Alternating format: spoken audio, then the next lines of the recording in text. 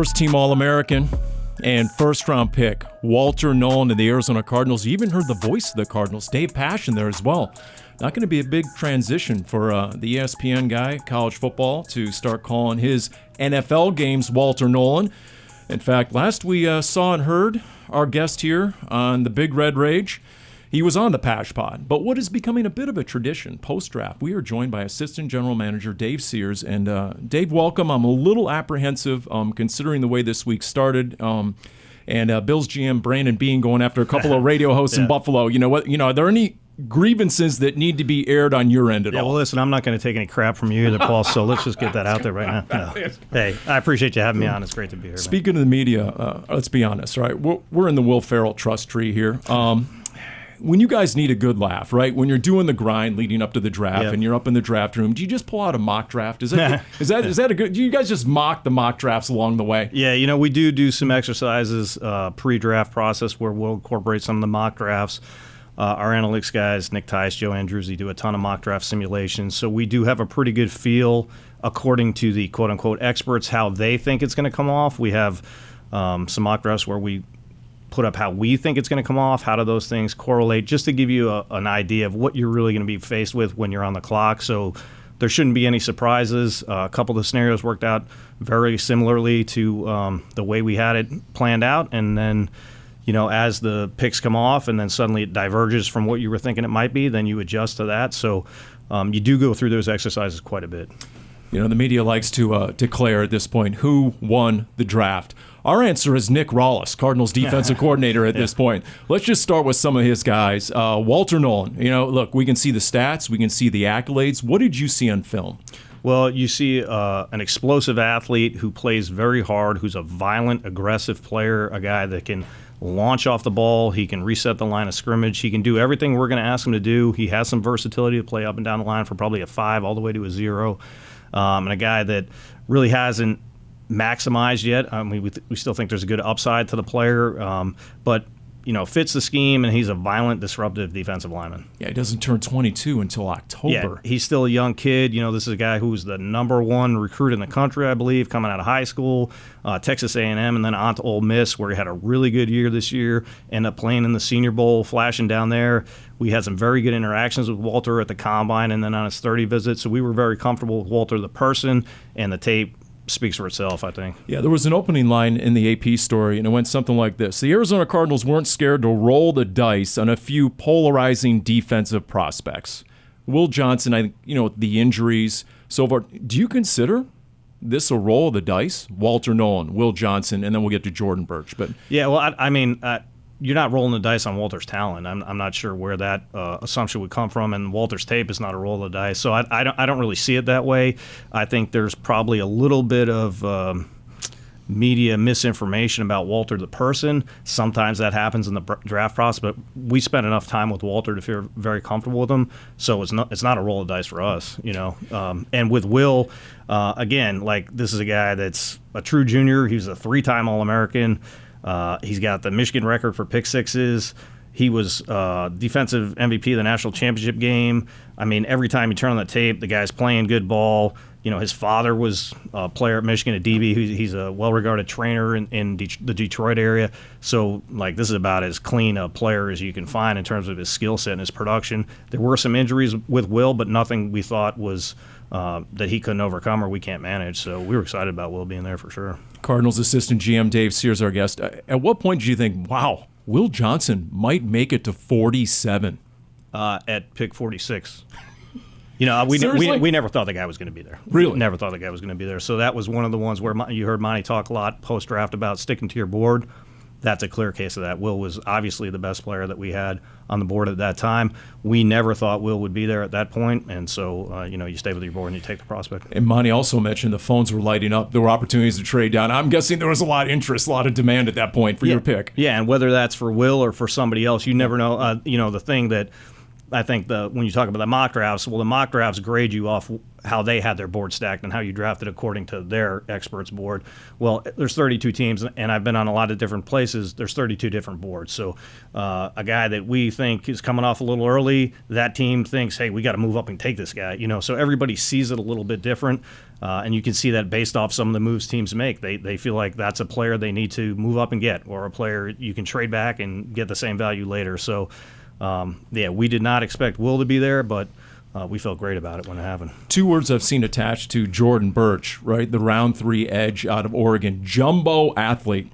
And all you have to do is watch his fake punt at 6'4", 280, and he looks like Derrick Henry racing down the field. What do you have in him? Oh, yeah. Jordan's a very athletic guy. He's a guy that I think, he's 279 at the combine, basically 280. I don't think there was another player 280 and up that ran in the 4.6s, and his time was like 4.67 on the combine watches. So very athletic guy. You see that. He looks like a running back on that fake punt, certainly at least a tight end, and he's played anywhere from in the 290s to in the 270s. He can lose weight. He can gain weight. He can play inside. He can play on the edge. We're going to play him on the edge, so we see him somewhere more in the 270s, but versatile player. Really like the athlete. He can rush the passer. He can do it a multitude of ways, and he's very firm at the point, setting an edge. So we're excited about Jordan. That's another guy that we really stayed with our board there. We were not sure that he would be there at 78. Yeah, and you mentioned that because obviously we sort of joked, okay, put this Cardinals defensive front on HGTV, right? Extreme makeover. It's unbelievable how different it looks. Refresh our memory. How many edge and defensive linemen can you carry on a final 53, and how competitive is it going to be starting with Cardinals camp? Well, I'm pretty sure we carried 6 out of camp the last 2 years, I think, and so we usually take 8 to camp. We might have had 9 at one point during our first year, but any 3-4 defense, the outside linebacker position is basically the engine that runs the thing. So you're going to keep excess of guys there, also guys that have roles on special teams. Some of these back-end dudes in the outside back room are going to have to earn roles on special teams. That's going to be their way to stick around, and we think all those guys contribute in that aspect. They're all tough. They're all athletic. They can all run. But like I think Monty used the line, you can never have enough pass rushers. Well, that's what we're trying to accumulate, is just a bevy of guys that you can roll in and out. And we feel really good about all these guys' ability to set the edge as well. If you talk about the engine, how about sort of the brains of a defense, inside linebacker Mike Backer? Tell us about Cody Simon. I've seen late bloomer attached to him. It just seemed as the season went on last year, he just got better and better. Yeah, Cody had a really good year. I think Cody ended up being the MVP of this year's national championship game. So we actually drafted the MVP of the last 2 national championship games. Kind of just an interesting tidbit. But this is a guy that was a team captain this year. He won the Blocko recipient, which is a leadership and accountability award at Ohio State. Guy's got really high character, really high football IQ. We feel like he could handle that green dot role, which is a big deal in the NFL. Being able to do that, you only have one on the field at a time. So. We felt Cody could do that, and we felt like we had a path for him to make the roster in that area on our team. So we really feel good about the Cody pick, and we felt like we didn't have to reach on the guy. That was good value for where he went, and he certainly improved. He had a really good player in front of him, Tommy Eichenberg there in the past, who was a draft pick last year, and then Cody got his chance this year to really take off, and he did. So we felt great about Cody. That's interesting. He was 4-time academic All Big Ten. He talks about instincts. How big a leap do you generally consider it to wear a green dot from the college to the NFL level? It's a pretty big leap, but usually the guys that can do it in college can do it in the NFL. There's a lot put on their plate too. It's a newer thing in the college game, actually having the green dot on the field, but it's the same responsibilities. The guys making the calls or relaying them from the sidelines. But you're looking for that leadership capacity, that football intelligence capacity, the ability to command 10 other players on the field and know where they all have to line up. And so if somebody turns to you, echoing the calls and getting guys aligned before the snap. So that takes some poise and some football intelligence for sure. Assistant GM Dave Sears, our guest last year, we talked about just the unbelievable popularity, right? The insatiable appetite for the draft itself, the draft process. Everyone thinks they're a GM, right? Including pencil necks like yours truly. So when the Cardinals traded the round 5 pick to Dallas, right, for a later round 5 pick in round 6, and then I saw, for example, Torrey Horton come off the board, the big, fast receiver out of Colorado State. And then the LSU guard, Miles Frazier, come off the board. I'm like, those might have fit a couple of needs for the Cardinals. But then you cashed in Denzel Burke, the corner. And then you went after Hayden Connor, the offensive lineman out of Texas. And it all sort of made sense. Let's start with Denzel Burke. And I think Monty said it, just the caliber of receiver he has practiced against at Ohio State the last 4 years is ridiculous, isn't it? Yeah, I think Denzel has practiced against 5 first-round receivers over his career. Man. So the games were easier for Denzel in comparison to the guys he's going against. Marvin and Garrett Wilson and of course, Olave. Smith and Jigba, Olave, and Buka this year. So really high competition there. The guys battle-tested. Local product, I think Saguaro was wearing, and he might have gone to Brophy earlier. But the guy's a 4-year starter. He's got 51 career starts. That's most by a DB in Ohio State history. That was something. Wow. So the guy certainly played a lot of football at a high level. Obviously, nobody's done that before there, so that's pretty impressive in itself. And that was another, kind of like the Will Johnson. We did not expect Denzel to be there in the 5th round, and so we just had to stay with our board and take the talent. So we feel good about the kid. He was another guy that we had in here on a 30 visit. He's a local guy. That was easy to do, and he really reflected positively on his visit, so we felt comfortable with Denzel there. In terms of value, maybe my favorite pick, just looking at it, is Hayden Connor. Mm-hmm. I mean, and I bring this up because it was Week 17, Cardinals went to the Rams, and you realize that their starting center, Bo Limmer, was a 6th-round pick out of Arkansas, and he had beat out a highly paid free agent. And I'm like, you know what? Hayden Connor has a lot of similarities to his career arc at Texas, and then people say, just look at his film against Mason Graham, Kenneth Grant. Think of the defensive lineman he's gone against at Texas over the last 4 years. What do you think you have in Hayden Connor? Yeah, you can put on that Michigan tape. You can put on the Texas A&M tape. You can put on the, a lot of the Kentucky tape. You can put on a lot of tape where this guy's playing guys who got drafted this year, got drafted last year, NFL players. So it's not a question of can he block NFL players. He's been doing it. He's got, I think, 43 consecutive starts at Texas. That's pretty damn good. So you got a big guy who's really smart and who's fundamentally sound. So we were excited that Hayden was still there.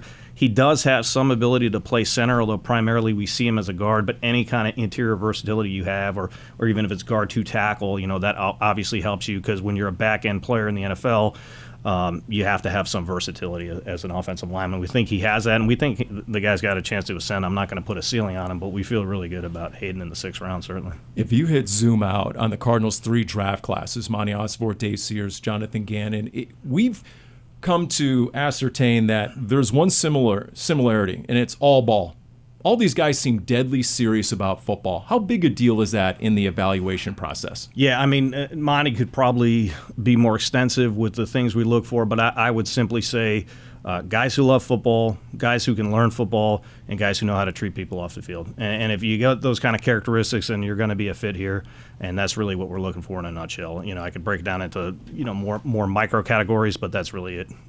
Production versus potential. Here's another question I wanted to ask you. How often does that come up when you're trying to decide on a player and whether to invest a draft pick? How vital is it to see the production? How often do you just go on potential? That's kind of the art of scouting. The measurables, the athletic ability. Is that translating to the field? Will that translate in the field to the future if it's a different scheme, if it's different coaching? Has this guy reached his ceiling? What is his ceiling? All those kind of things go into college scouting is a projection business, whereas like pro scouting, how good is this player and does he fit what we're doing? So I don't know that there's a percentage that's the tape now versus what will the tape be 2 years from now, but we always say, like, hey, when you put your final college grade on it, it's what is this guy in 2 years, because we do expect every player to improve from the time they get here. Interesting. As we wrap it up here with assistant GM Dave Sears, you look at, let's go full circle to Nick Rollis, and I'm curious, what happens to this defense if he can truly rush 4 and affect the quarterback? Because of injuries and trying to accumulate talent over the last couple of years, he hasn't always had that luxury, has he? No, I think we've placed some stress on Nick in terms of the roster, but he's an excellent young coach. He's very innovative. The amount of times he's truly going to give you just a straight 4-man rush isn't going to be very often, because he's going to simulate pressure. He's going to zone drop guys. He's going to bring more, and he's going to constantly outthink the offensive coordinator. So now he's got more pieces to use. He's got more depth, certainly, and that's something, especially on the defensive line, we've been beat up early in the year. These last couple of years, yep. We lost LJ and Carlos Watkins early 2 years ago. Last year we lost Justin and Bilal early, unfortunately, to injuries. And so our depth has really been tested. And the guys who played their asses off and did a good job. But now we have more depth going into this where we feel really good about, if we do lose somebody, which happens, this is the NFL, you're going to lose players. The guy stepping in, there is not going to be a big drop-off, we're hoping. And real quick, you still feel really good about Darius Robinson, right? Oh, yeah, we feel great about D-Rob. He's had an awesome offseason. He's going to have a great OTAs here. He's dialed in. We feel like he's in a really good place to take the next step. Dave, we always enjoy it. It's great stuff. Well, we always fashion ourselves as thinking we know something about player personnel and all the mock drafts, so it's great to actually be taken inside the draft room a little bit and how you go about accumulating all the talent. Well, I appreciate you having me on, Paul. Always enjoy it. And thank you for keeping the grievances to yourself if you had anything. Unlike Brandon Bean, there you go. We continue with the Big Red Rage, presented by Santan Ford and Gilbert. We are Santan Ford.